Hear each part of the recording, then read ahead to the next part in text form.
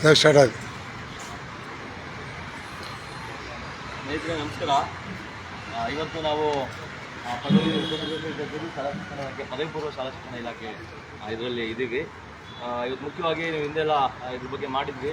ಇದು ಸಾಮಾನ್ಯವಾಗಿ ನೀವು ನೋಡ್ತಾ ಇದ್ದೀರಾ, ಇವತ್ತು ಎಂಥ ಬೇಸಿಗೆ ಅಂದರೆ ನಿಜವಾಗ್ಲೂ ಅರ್ಧ ಗಂಟೆ ಹೊರಗಡೆ ಬಿಸಿಲಲ್ಲಿ ಅರ್ಧ ಗಂಟೆ ಅಲ್ಲ 5 ನಿಮಿಷ ನಿಂತ್ಕೊಳ್ಳೋಕ್ಕಾಗಂಥ ಬರ ಅತಿ ಕಡು ಬಿಸಿಲಿನಲ್ಲಿ ಇವತ್ತು ಇಡೀ ರಾಜ್ಯ ಬೇಯ್ತಾ ಇದೆ, ಕುದಿತಾ ಇದೆ. ಇಂತಹ ಸಮಯದಲ್ಲಿ ಒಂದು ಕಡೆ ಸರ್ಕಾರಿ ಕಾಲೇಜುಗಳಿಗೆ ರಜಾ ಘೋಷಣೆಯಾಗಿದೆ, ಇನ್ನೊಂದು ಕಡೆ ಪಾಪ ಪ್ರೈವೇಟ್ ಕಾಲೇಜ್ ಅಂತ ಏನಿದ್ದಾವೆ ಇಲ್ಲಿಯ ಮಕ್ಕಳಿಗೆ ನೀವು ಕಾಲೇಜಿಗೆ ಬರಬೇಕು ಅಂತ ಹೇಳಿ ತಾಕೀತು ಮಾಡಿ ಕಾಲೇಜಿಗೆ ಕರ್ಸ್ಕೊಳ್ಳ. ಯಾಕೆ ಇವು ಏನು ಇವತ್ತು ಇಡೀ ರಾಜ್ಯಾದ್ಯಂತ ರಾಜಕಾರಣಿಗಳ ಅಥವಾ ದೊಡ್ಡ ದೊಡ್ಡ ಬಿಸ್ನೆಸ್ ಟೈಕಾನ್ಗಳ ಏನು ಕಾಲೇಜುಗಳಿದೆ, ಈ ಎಲ್ಲ ಕಾಲೇಜುಗಳು ಈಗ ನಾವು ಕೇಳ್ತಾ ಇದ್ವಿ. ನಾನು ಮಾಹಿತಿ ಅಡಿಯಲ್ಲಿ ಮಾಹಿತಿ ಕೋರಿದ್ದೆ. ಮಾನ್ಯತೆ ನವೀಕರಿಸಿದ ಇದನ್ನು ಕಾಲೇಜುಗಳ ಪಟ್ಟಿಯ ಮತ್ತು ಮಾನ್ಯತೆ ನವೀಕರಿಸಿದ ಪ್ರತಿಯನ್ನು ಕೊಡಿ, ದುಡಿದ ಪ್ರತಿ ಕೊಡಿ ಅಂತ ಅಂದ್ಬಿಟ್ಟು ಇದನ್ನು ಕೇಳಿದ್ದೆ. ಈಗ ನಾನು ಅಲ್ಲಿ ಇವ್ರ ಹತ್ರ ಮಾಹಿತಿ ಹಕ್ಕು ಅಧಿಕಾರಿ ಹತ್ರ ಈಗ ಬಂದೆ, 3-4 ತಿಂಗಳಾಯ್ತು, ಎಲ್ರಿ ಯಾಕೆ ಕೊಡ್ತಾ ಇಲ್ಲ ಅಂತ ಕೇಳಿದ್ರೆ ಅವ್ರು ಹೇಳ್ತಾ ಇದ್ದಾರೆ 17-18ನೇ ಇಸ್ವಿಯಿಂದ ಮಾನ್ಯತೆಯನ್ನು ನವೀಕರಿಸೇ ಇಲ್ಲ, ಮಾನ್ಯತಾ ಪತ್ರವನ್ನೇ ಯಾವುದೇ ಕಾಲೇಜಿಗೂ ಕೊಟ್ಟೇ ಇಲ್ಲ, ಅದನ್ನು ಒಂದು ರೀತಿ ಕೈ ಬಿಟ್ಬಿಟ್ಟಿದ್ದಾರೆ. ಇದು ಯಾರಿಗೆ ಬೇಕು ಮಾನ್ಯತೆ ನವೀಕರಿಸೋದು, ಅಲ್ಲಿ ನೀವು ಈ ನಿಯಮಗಳನ್ನು ಪಾಲಿಸಬೇಕು ಅಂತ ಹಾಕೋದು, ಹೆಂಗೋ ಪಾಲಿಸಲ್ಲ. ಇನ್ನು ಮಾನ್ಯತೆ ನವೀಕರಿಸ್ತಾ ಇರೋದು ಪತ್ರ ಏನು ಕೊಟ್ಕೊಂಡು ಅದೊಂದು ರೀತಿ ಮತ್ತೊಂದು ಹೊರೆ, ಇದೇನೋ ದುಡ್ಡು ಖರ್ಚು ಅನ್ನೋ ನಿಟ್ಟಿನಲ್ಲಿ ಒಂದು ರೀತಿ ಇಲ್ಲಿಯ ಈ ಇಲಾಖೆ ಏನು ಈ ಪದವಿ ಪೂರ್ವ ಶಾಲಾ ಶಿಕ್ಷಣ ಇಲಾಖೆ ಇದೆ, ಇವರು ಮಾನ್ಯತೆ ನವೀಕರಿಸಿ ಪತ್ರವನ್ನೇ ಯಾವ ಕಾಲೇಜುಗಳಿಗೂ ಕೊಟ್ಟಿಲ್ಲಂತೆ. ಹಿಂಗಿರುವಾಗ ಇವ್ರಿಗೆ ಈ PU ಅಂದರೆ ಪ್ರೈವೇಟ್ ಕಾಲೇಜುಗಳಿಗೆ ಹೆಂಗಾಗಿದೆ ಅಂತಂದರೆ, ಮಾನ್ಯತೆ ಕೊಟ್ಟರೆ ತಾನೇ ರದ್ದು ಮಾಡೋದಕ್ಕೆ, ನಮ್ಮ ಮಾನ್ಯತೆನೂ ಇಲ್ಲ ಏನೂ ಇಲ್ಲ, ನಮ್ಮ ಪಾಡು ನಾವು ಮಾಡ್ಕೊಂಡು ಹೋಗ್ತಾ ಇದೀವಿ, ನಮ್ಮನ್ನು ಯಾವನ್ರಿ ಕೇಳೋದು ಅಂತ ಅಂದ್ಬಿಟ್ಟು ಇವ್ರಿಗೆ ಈ ಥರದ್ದು ಒಂದು ತಲೆಗೆ ಏರಿದೆ, ತಲೆಯಲ್ಲಿ ಕೂತ್ಕೊಂಡಿದೆ. ಇನ್ನೊಂದು, ಇವತ್ತು ಯಾರೆಲ್ಲ ಶಿಕ್ಷಣ ಸಂಸ್ಥೆಗಳು ಯಾರ ಕೈಲಿದೆ, ಯಾರ ಕಪಿಮುಷ್ಟಿಯಲ್ಲಿ ಇದೆ, ಯಾರು ಶಿಕ್ಷಣ ಇಲಾಖೆಗಳು ಯಾರ್ದಿದೆ ಅನ್ನೋದು ನಿಮ್ಗೆಲ್ರಿಗೂ ಗೊತ್ತಿರುವಂಥದ್ದು. ಹೆಂಗಿರುವಾಗ ಪಾಪ ಈ ಬಡಪಾಯಿ ಅಧಿಕಾರಿಗಳ ಹತ್ರ ಏನೇನೂ ಇರಲ್ಲ.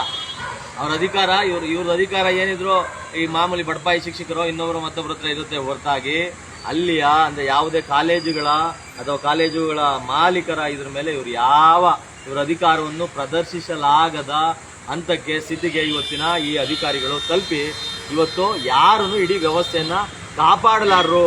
ಯಾರು ದುಡ್ಡಿರ್ತಾರೆ, ಯಾರ ಹತ್ರ ದುಡ್ಡಿರುತ್ತೆ, ಅಧಿಕಾರ ಇರುತ್ತೆ, ಅವ್ರದ್ದೇ ಬಲ, ಅವ್ರದ್ದೇ ಇದು, ಅವ್ರು ಆಡಿದ್ದೇ ಆಟ, ಅವ್ರು ಮಾಡಿದ್ದೇ ರೂಲ್ಸ್ ಅನ್ನೋ ರೀತಿ, ನಿಯಮ ಅನ್ನೋ ರೀತಿ ಇಡೀ ರಾಜ್ಯಾದ್ಯಂತ ಇದೊಂದೇ ಇಲಾಖೆ, ಇದೊಂದು ಇಲಾಖೆ ಇದು ಅಂತ ಹೇಳ್ತಾ ಇಲ್ಲ, ಇಡೀ ರಾಜ್ಯಾದ್ಯಂತ ಎಲ್ಲ ಇಲಾಖೆಗಳು ಇದೇ ರೀತಿ ವಲಸೆಗಳನ್ನ ತುಂಬಿಕೊಂಡು ಇವತ್ತು ಅದಪಂದ ಕಡೆಗೆ ಇಡೀ ವ್ಯವಸ್ಥೆಯನ್ನ ಒಂದು ರೀತಿ ಒಳಗೇನೆ ಇದು ಮಾಡ್ಬಿಟ್ಟು ಕುಲುಷಿತ ಅಂದರೆ ಹೇಳ್ತೀವಿ, ಇದಾಗ್ಬಿಡ್ತಾರೆ, ಶೀತಲಗೊಳಿಸ್ತಾ ಇದೆ.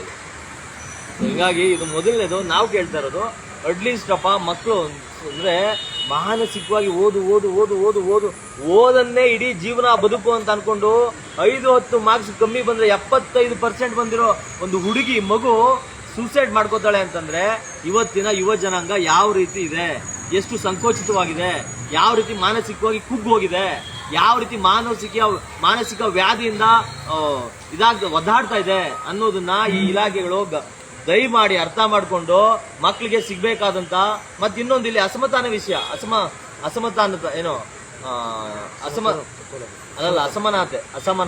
ಅಸಮಾನತೆ ಏನು ಇಲ್ಲಿ ಈಗ ನೋಡಿ, ಅಲ್ಲಿ ಗೌರ್ಮೆಂಟ್ ಹುಡುಗರು ಆರಾಮಾಗಿ ಕ್ರಿಕೆಟ್ ಆಡ್ಕೊಂಡಿದ್ದಾರೆ ಹೇಳಿ, ಆರಾಮಾಗಿ ಅವ್ರು ಫ್ರೀ ಆಗಿ ಇನ್ನೊಂದು ಮತ್ತೊಂದು ಇದಕ್ಕೂ ಅವರೊಂದು ರಿಫ್ರೆಶ್ಮೆಂಟ್ ಸಿಗುತ್ತೆ, ಅವ್ರು ಆರಾಮ ಆಟ ಆಡ್ಕೊಂಡಿದ್ದಾರೆ. ಅದೇ ಈ ಕಾಲೇಜು ಇವರು ಯಾರು ಪ್ರೈವೇಟ್ ಕಾಲೇಜ್ ಮಕ್ಕಳು ಬೆಳಿಗ್ಗೆ 8 ಗಂಟೆಗೆ, ಇವತ್ತು ಮಕ್ಕಳು ಕತೆ ಹೇಳ್ತೀನಿ ಕೇಳಿ, ಬೆಳಿಗ್ಗೆ 5-6 ಗಂಟೆಗೆ ಎದ್ದು ಬೇಗ ರೆಡಿಯಾಗಿ 8-8:30 ಇರೋ ಕಾಲೇಜ್ಗೆ ಎಲ್ಲಿಂದ ನಾವು ಬಸ್ ಹಿಡ್ಕೊಂಡು 1-1 ಗಂಟೆನೋ ಟ್ರಾವೆಲ್ ಮಾಡಿಕೊಂಡು ಅಲ್ಲಿಗೆ ಬಂದು ಇಲ್ಲಿ ಕಾಲೇಜಿಗೆ ಬಂದು ಕಾಲೇಜಲ್ಲಿ ಕೂತ್ಕೊಂಡು ಸುಮಾರು 5 ಗಂಟೆ ಅಥವಾ 4 ಗಂಟೆ ತನಕ ಕೇಳಿಸ್ಕೊಂಡು ಅಲ್ಲಿಂದ 4 ಗಂಟೆಗೆ ಬಿಟ್ಟು ಬಸ್ ಹತ್ತಿ ಇನ್ಯಾವುದೋ ಇಲ್ಲಿ ಗೊತ್ತಲ್ಲ ಬೆಂಗಳೂರಿನಂಥ ಮಹಾನಗರದಲ್ಲಿ ಟ್ರಾಫಿಕಲ್ಲಿ 1-1.5 ಗಂಟೆನೋ ಟ್ರಾವೆಲ್ ಮಾಡಿಕೊಂಡು ಮನೆಗೆ ಹೋಗಿ ಫ್ರೆಶ್ ಅಪ್ ಆಗೋಷ್ಟೊತ್ತಿಗೆ ಅವ್ರಮ್ಮ ನಡೆಯೋ ಅಲ್ಲಿ ಹೋಗೋ ಟ್ಯೂಷನ್ಗೆ ಅಂತ ಟ್ಯೂಷನ್ಗೆ ಕಳಿಸ್ತಾರೆ. ಕಾಫಿನೋ ಟೀನೋ ಪಾಪ ಅವ್ರೇನೋ ಮಾಡಿರ್ತಾರೆ, ಕೊಟ್ಬಿಟ್ಟು ಟ್ಯೂಷನ್ಗೆ ಕಳಿಸ್ತಾರೆ. ಮತ್ತೆ ಟ್ಯೂಷನ್ಗೆ ಹೋದರೆ 7-8 ಗಂಟೆ 9 ಗಂಟೆ ತನಕ ಟ್ಯೂಷನ್ ಮಾಡ್ಕೊಂಡು ಮನೆಗೆ ಬರ್ತಾರೆ, ಮಲ್ಕೊಳ್ಳೋದು, ಮತ್ತೆ ಬೆಳಿಗ್ಗೆ ಹೇಳೋದು. ಇಲ್ಲ ಅಂತಂದ್ರೆ ಇನ್ನೂ ಒಂದು ಹೆಜ್ಜೆ ಮುಂದೋಗಿ ಇನ್ನೊಂದು ಕಡೆ ಏನಾಗುತ್ತೆ ಅಂದರೆ ಈ ಟ್ಯೂಷನ್ಗಳು ಆ್ಯಕ್ಚುಲಿ PUCಲೆಲ್ಲ ಟ್ಯೂಷನ್ಗಳು ಬೆಳಿಗ್ಗೆ 4 ಗಂಟೆ 5 ಗಂಟೆಗೆ ಸ್ಟಾರ್ಟ್ ಆಗಿಬಿಡುತ್ತೆ, ಹೌದಲ್ವಾ? 4-5 ಗಂಟೆಗೆ ಈ ಪಾಪ ಮಕ್ಕಳು ಒಳ್ಳೆ ತಿಂದುಂಡೆ ಆಟ ಆಡ್ಕೊಂಡು ಬೆಳೆಯೋ ಸಮಯದಲ್ಲಿ 4 ಗಂಟೆಗೆ ಎದ್ದು ಟ್ಯೂಷನ್ಗೆ ಹೋಗಿ ಮತ್ತೆ ಇಡೀ ಪೂರ್ತಿ ದಿನ ಅಂದ್ರೆ ಇಡೀ ಬೆಳಕಲ್ಲಿ ಒಳ್ಳೆ ಬಿಸಿಲಲ್ಲಿ ಆಟ ಆಡಿ ಏನೋ ಮಾಡ್ಬೇಕಾದಂಥದ್ನ ಸಂಪೂರ್ಣವಾಗಿ ಕತ್ತಲೆ ಕೋಣೆಗಳನ್ನು ಕಳೆದ್ಬಿಡ್ತಾವೆ ಅಂತ ಜೈಲ್ ರೀತಿ ಆಗ್ಬಿಟ್ಟಿದೆ ಇವತ್ತು. ಅದಕ್ಕೆ ಹೋಗ್ಲಿ ಈ ಥರದ್ದೆಲ್ಲ ಇದೆ, ಆಯ್ತಪ್ಪ ಸರಿ ಹೋಗ್ಲಿ. ವರ್ಷಾಂತ್ಯದಲ್ಲಿ ಒಂದು ಬೇಸಿಗೆ ರಜೆ, ಇಂಥ ಬೇಸಿಗೆಯಲ್ಲಿ ಮಕ್ಕಳಿಗೆ ಒಳಗಡೆ ಕೂತ್ಕೊಂಡು ಆ ಸೆಕೆಯಲ್ಲಿ ಆ ದಗೆಯಲ್ಲಿ ಕಾನ್ಸಂಟ್ರೇಟ್ ಮಾಡಿ ಕೇಳೋಕ್ಕಾಗಲ್ಲ, ಮತ್ತು ಆರೋಗ್ಯ ಸಮಸ್ಯೆಗಳಾಗುತ್ತೆ, ಬೇರೆ ಬೇರೆದಾಗುತ್ತೆ. ಬೇಸಿಗೆ ರಜಾ ಕೊಡ್ರಯ್ಯ ಅಂತಂದರೆ ಈ ಪ್ರೈವೇಟ್ ಕಾಲೇಜುಗಳು ಕೂಡ ರೆಡಿ ಇಲ್ಲ, ಅವ್ರ ಹತ್ರ ಕೊಡಿಸುವಂಥ ಯೋಗ್ಯತೆ ಈ ಇಲಾಖೆಗಳಿಗಿಲ್ಲ. ಇದ್ರ ವಿರುದ್ಧ ಹೋರಾಡೋದು ನಮ್ಮ ಕರ್ಮ ಅಂತ ಹೇಳ್ಬೋದು. ನಿಜವಾಗ್ಲೂ ಇಂಥ ವಿಷಯಗಳಿಗೂ ಹೋರಾಡಬೇಕಲ್ಲಪ್ಪ ಅನ್ನೋ ರೀತಿ ಇವತ್ತು ಆಗ್ಬಿಟ್ಟಿದೆ. ಇಡೀ ರಾಜ್ಯಾದ್ಯಂತ ಇಂಥದೇ ಅನ್ಯಾಯಗಳು, ಅನಾಚಾರಗಳು, ಅನೈತಿಕಗಳು ತಾಂಡು ಆಡ್ತಾ ಇದೆ. ಹಂಗಾಗಿ ಇದಾದಷ್ಟು ಇವತ್ತು ಇವ್ರಿಗೆ ಅವ್ರ ಡೈರೆಕ್ಟರ್ಗೆ ನೋಡಿ, ಡೈರೆಕ್ಟರ್ಗೆ ಅವತ್ತು ಕೊಟ್ಟಿದ್ವಿ ಆ ಮನುಷ್ಯ ಬೇರೆ ಥರ ರೀತಿನೇ ಅದೇನೋ ಸುಪ್ರೀಂ ಕೋರ್ಟ್ ಆದೇಶ ಇದೆ ಸರ್, ಸ್ಟೇಟ್ ಗೌರ್ಮೆಂಟ್ ಆದೇಶ ಇದೆ, ಈ ಆದೇಶ ಇದೆ, ಆದೇಶ ಇದೆ, ತಂದ್ಕೊಡ್ರಿ ಅಂತಾರ ವ್ಯಕ್ತಿ. ತಂದ್ಕೊಡೋಕೆ ನನಗೇನು ಸಂಬಳ ಕೊಡ್ತಾರ ಇವರು ಯಾರು? ಈ ಶಿಕ್ಷಕರ ಮಕ್ಕಳ ಒಂದು ಇದನ್ನ ಹಕ್ಕುಗಳನ್ನ ಕಾಯ್ಬೇಕಾಗಿತ್ತು, ರಕ್ಷಿಸಬೇಕಿತ್ತು, ಅವರ ಇದನ್ನ ಹಿತಾಸಕ್ತಿಯನ್ನು ಕಾಪಾಡಬೇಕಾಗಿತ್ತು. ಇವ್ರು ನೋಡ್ಕೊಂಡು ಮಾಡ್ರಿ ಅಂತ ಇವ್ರಿಗೆ ಸಂಬಳ ಕೊಟ್ಟಲ್ಲಿ ಇಟ್ಟಿದ್ರೆ ನಾವು ತಗೊಂಡು ಕೊಡ್ಬೇಕಂತ ಆದೇಶ ಪ್ರತಿ ದೊಡ್ಡ ಮನುಷ್ಯರಿಗೆ. ಈಗ ನಾಳೆನೂ ಬರ್ತೀವಿ ಇದ್ರ ವಿಚಾರವಾಗಿ.